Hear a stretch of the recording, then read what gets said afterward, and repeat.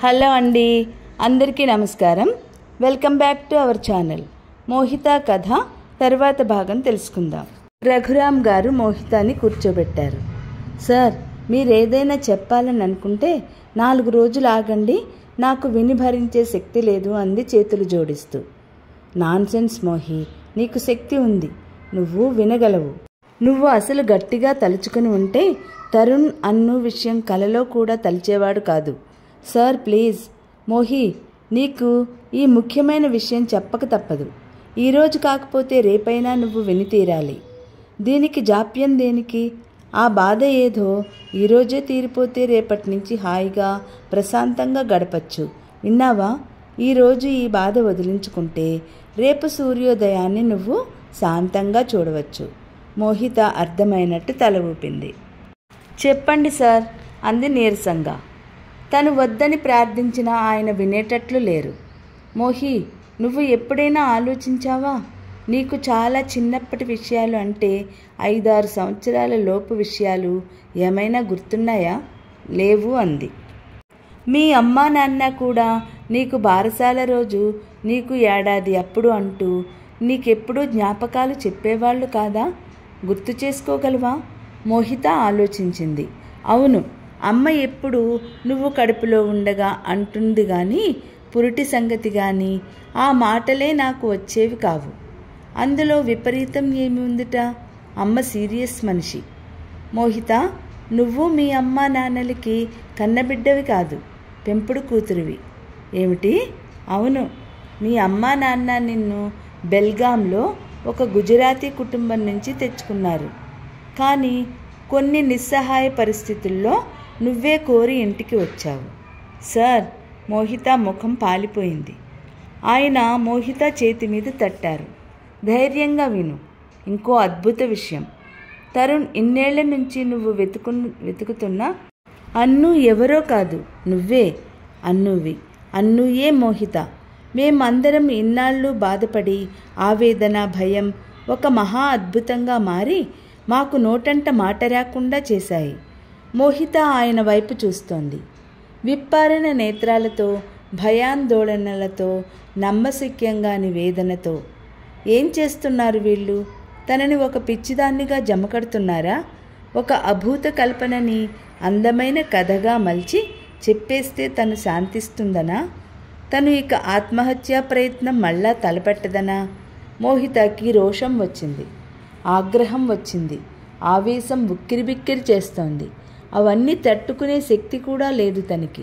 Sir, చాలా ఆపండి అంది. ఆయన జేబులో నుంచి ఫోటో తీసి మోహితకి ఇచ్చారు. చూడు ఈ ఫోటో అన్నారు. మోహిత తీసుకొని చూసింది.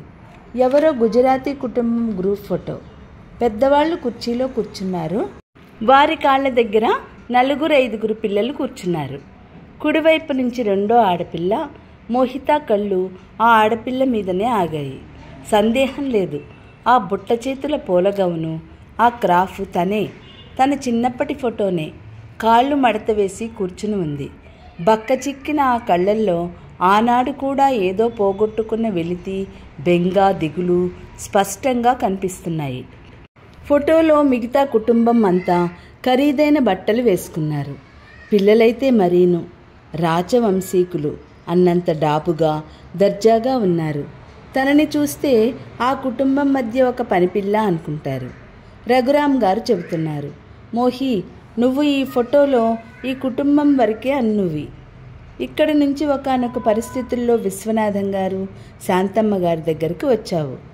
అప్పటి నుంచి నువ్వు మోహితవే అయ్యావు. అప్పటి నుంచి నీ జీవితం మారిపోయింది కూడా. నీకు ఏనాడు నువ్వు వారి కన్న బిడ్డవు కావు అని చెప్పే అవసరం కూడా రాలేదు. నేను నమ్మను. మోహిత కళ్ళల్లో అపనమ్మకం, భయం వెల్లువలా వచ్చేస్తున్నాయి. నువ్వు నమ్మినా నమ్మకపోయినా ఇది నిజం. మీ అమ్మా నాన్నలను చూస్తే పెంచిన తల్లిదండ్రులకి, కన్న తల్లిదండ్రులకి ఏమాత్రం తేడా లేదని నీ జీవితమే రుజువు చేస్తోంది. నేను నమ్మను, మెల్లగా అన్న మోహిత తల తిప్పుతూ. నేను నమ్మను డాడీ, డాడీ ఒక్కసారిగా గుప్పెట్లు బిగించి అరిచేసింది. డాడీ! ఆ పిలుపు ఆర్తనాదంలా ఉంది. విశ్వనాథం గారు చప్పున గదిలోకి వచ్చేశారు. అమ్మా మోహి అన్నారు. మోహిత మంచం మీద తన కాళ్ల మీద ఉన్న దుప్పటిని తన్నేసింది. ఒక్క ఉదుటున దూకి విశ్వనాథం గారి వైపు పరిగెత్తింది. డాడీ, ఇది అబద్ధం, ఇది కట్టుకథ కదూ ఆయనని కౌగిలించుకుంటూ పసిపిల్లలా హత్తుకుపోతూ ఏడుస్తూ అంది. చిన్నప్పటి నుంచి అంతే. తనకేదైనా భయం వేస్తే డాడీ అంటూ వచ్చి ఆయనని కౌగిలించుకునేది. బజార్లో నా కళ్ళ ముందు యాక్సిడెంట్ చూశాను డాడీ. జస్ట్ నేను రోడ్డు దాటాను. నా వెనుక ఒక అబ్బాయి దాటుతున్నాడు. వ్యాను వచ్చి గుద్దేసింది. అబ్బా రక్తం డాడీ, నాకు భయం వేస్తోంది. మోహితాకి విశ్వనాథం గారి చెయ్యి వీపు నిమురుతుంటే ఇప్పుడు కూడా అలాగే అనిపిస్తోంది. ఆయనేం చెప్పడం లేదు. అమ్మా మోహి అంటున్నారు. ఆయన కంఠం గాద్గదికంగా ఉంది. డాడీ, ఇది అబద్ధం అని చెప్పండి డాడీ, ఏడుస్తూ అంది. ఆ క్షణంలో మోహితాకి తన నుంచి తన ప్రియమైన తండ్రిని ఎవరో దూరంగా తన నుంచి లాగేస్తున్నట్టుగా అనిపిస్తోంది. తన మనసుకి ఎంత ధైర్యం, తన వ్యక్తిత్వం వికసించడానికి, తాను స్వతంత్రంగా ఆలోచించడానికి, తను నిర్భయంగా తన మనసులో తోచింది చెప్పడానికి అంతా డాడీయే. డాడీ అంటూ ఎలా పరిగెత్తేది? మోహి నా కూతురు అనేవారు ఆయన సగర్వంగా. డాడీ లేని జీవితం తనకి తెలియనే తెలియదు. డాడీ, ఇది అబద్ధం అని చెప్పండి. మోహిత ఆయన భుజం మీద ముఖం దాచుకుని ఏడుస్తూ అంది. ఎందుకు చెప్పాలమ్మా? ఈ ఫోటో మనల్ని విడదీస్తుందా? అది నీకు భయమా?